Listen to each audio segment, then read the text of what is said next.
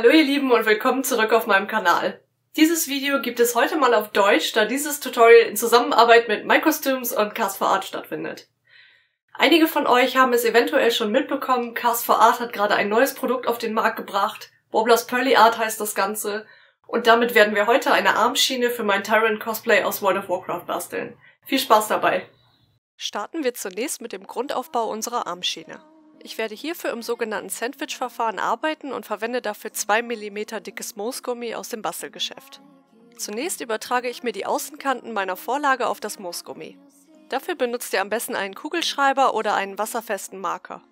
Danach schneide ich das Moosgummi an der Außenkante aus. Hier könnt ihr eine normale Bastel- oder Haushaltsschere verwenden. Für unser Sandwich fehlen jetzt noch 2 Schichten Warbler. Ich lege das Pearly Art auf meine Vorlage und kann die Zeichnung noch leicht hindurchsehen. Die beiden Warbler-Schichten sollten hierbei größer sein als die eigentliche Vorlage. Anschließend schneide ich beide Teile großzügig aus. Erhitzt nun die erste Schicht Warbler mit einem Heißluftföhn auf ca. 90 Grad. Ihr solltet immer auf einer hitzefesten Unterlage wie dieser Silikon-Backmatte arbeiten. Alternativ könnt ihr aber auch ein Blatt Backpapier verwenden. Sobald die Warbler-Schicht weich und flexibel ist, wird auch der Kleber aktiviert. Positioniert nun den Moosgummi-Zuschnitt in der Mitte. Die zweite Schicht Warbler lege ich oben auf und erhitze diese erneut. Achtet darauf, dass diese während des Erwärmens nicht verrutscht. Abschließend könnt ihr euer Sandwich mit einem Teigroller fest zusammendrücken. Alternativ tut es auch eine Haarspraydose.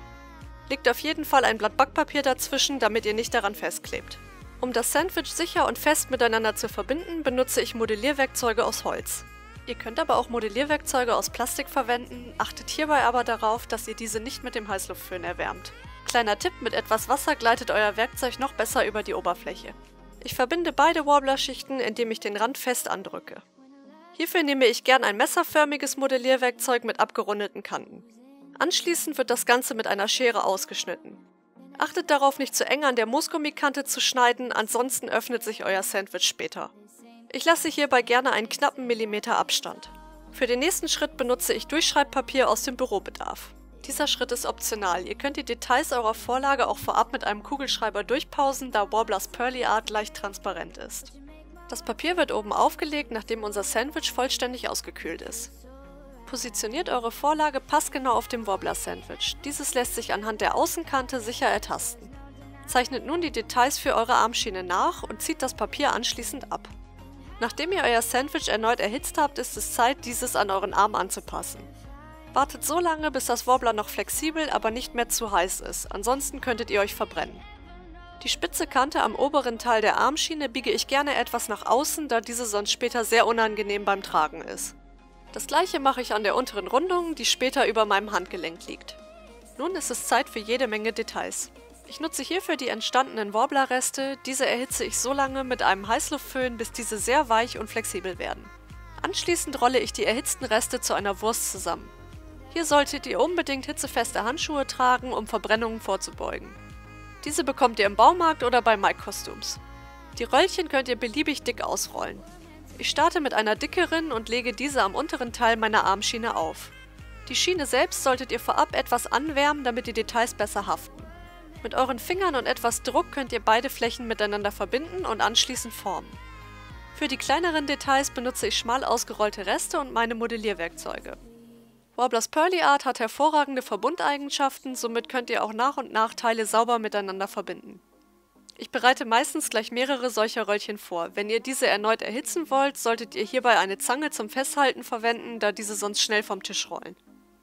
Sollten sich mal kleinere oder auch größere Blasen zwischen den Warbler-Schichten bilden, ist das kein Grund zur Panik. Nehmt einfach eine normale Stecknadel und stecht diese auf. Nachdem ich alle Details aufgebracht und mit den Fingern in Form modelliert habe, wird es Zeit, unseren Edelstein aufzubringen.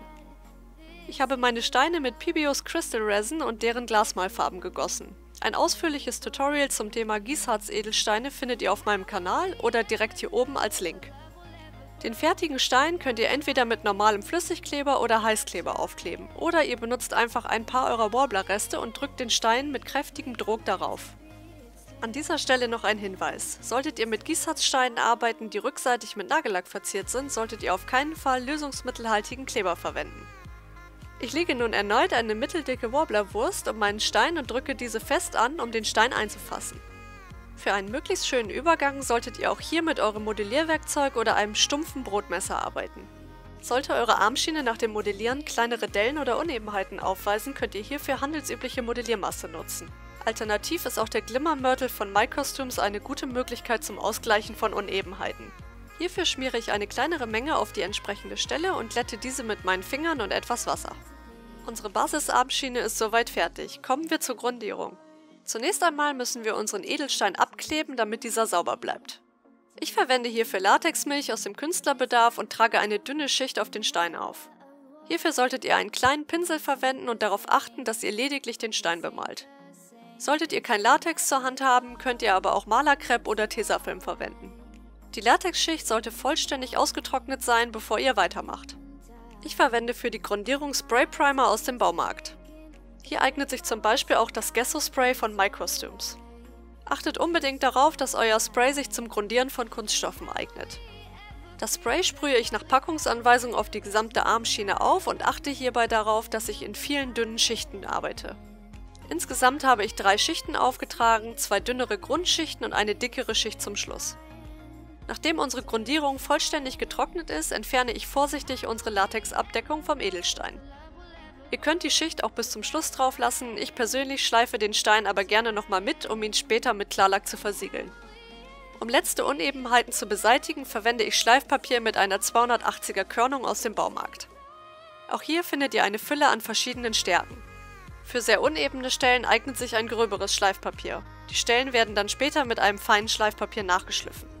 Mein Spray Primer soll laut Packungsanweisung nass nachgeschliffen werden, entsprechend benutze ich einen feuchten Lappen, um die Oberfläche anzufeuchten. Das Schleifen von Hand benötigt viel Zeit und Geduld, alternativ könnt ihr aber auch euren Dremel mit entsprechendem Aufsatz verwenden. Bevor ihr mit der Bemalung beginnt, solltet ihr die gesamte Armschiene nochmals feucht abwischen, um Schleifreste zu beseitigen. Kommen wir zur Bemalung unserer fast fertigen Armschiene. Ich benutze hierfür schwarze Acrylfarbe aus dem Künstlerbedarf. Nehmt auf jeden Fall gut pigmentierte Farben, ansonsten benötigt ihr mehrere Schichten für ein deckendes Ergebnis. Zudem solltet ihr spezielle Acrylpinsel verwenden und auf den Einsatz von Borstenpinseln verzichten. Zunächst einmal fahre ich alle Ränder und die tiefer liegenden Stellen mit einem kleineren Acrylpinsel nach. Den Rand des Edelsteins bemale ich vorsichtig mit einem kleineren Pinsel. Solltet ihr doch einmal den Stein treffen, könnt ihr die nasse Farbe einfach mit einem Lappen wegwischen. Die restlichen Stellen bemale ich mit einem breiten Pinsel und einer dünnen Schicht Acrylfarbe. Für den perfekten Silberlook verwende ich Pibios Gilding Wax in Silber zusammen mit einer alten Socke. Das Silberwachs bringe ich nach und nach mit Hilfe der Socke auf die oben liegenden Stellen auf. Achtet darauf, dass ihr nur ganz wenig Wachs benutzt. Dieses Produkt ist unglaublich ergiebig und lässt sich einfach in mehreren Schichten auftragen. Die kleineren Stellen rund um unsere erhabenen Details bearbeite ich gerne mit einem alten Acrylpinsel. Hierbei tupfe ich nach und nach eine kleine Menge Wachs auf die entsprechenden Stellen. Um unsere Bemalung zu versiegeln, verwende ich handelsüblichen Klarlack aus dem Baumarkt. Alternativ könnt ihr aber auch spezielles Acrylspray von MyCostumes verwenden. Sprüht eine Schicht Klarlack aus ausreichender Entfernung auf die gesamte Armschiene auf. Kommen wir zum letzten Schritt unseres Tutorials, der Befestigung. Hierbei gibt es zahlreiche Möglichkeiten. Ich entscheide mich hierbei für eine Schnürung. Hierfür verwende ich Warblers Meshed Art und einige Ohrringe. Zunächst markiere ich mir die Stellen für meine spätere Schnürung. Ich möchte 5 Ringe pro Seite platzieren. Die Warblerstreifen ziehe ich durch die Ohrringe, hierbei sollte die Netzseite des Meshed Art innen liegen. Anschließend erwärme ich die Streifen und platziere diese auf den markierten Stellen. Achtet darauf, dass ihr euch nicht die Finger verbrennt, die Metallringe werden sehr heiß. Platziert die Streifen so, dass man die Ringe später von außen nur leicht sehen kann. Es ist geschafft, wir sind fertig. Hier seht ihr meine geschnürte Armschiene, die ich mit einem Wildlederband verschlossen habe. Ich hoffe, euch hat dieses Video gefallen. Lasst einen Daumen nach oben da oder teilt dieses Video mit euren Freunden, wenn es euch geholfen hat. Denkt an den Abonnieren-Button, wenn ihr mein nächstes Video nicht verpassen wollt. Auf diesem Wege danke fürs Zuschauen und bis zum nächsten Mal.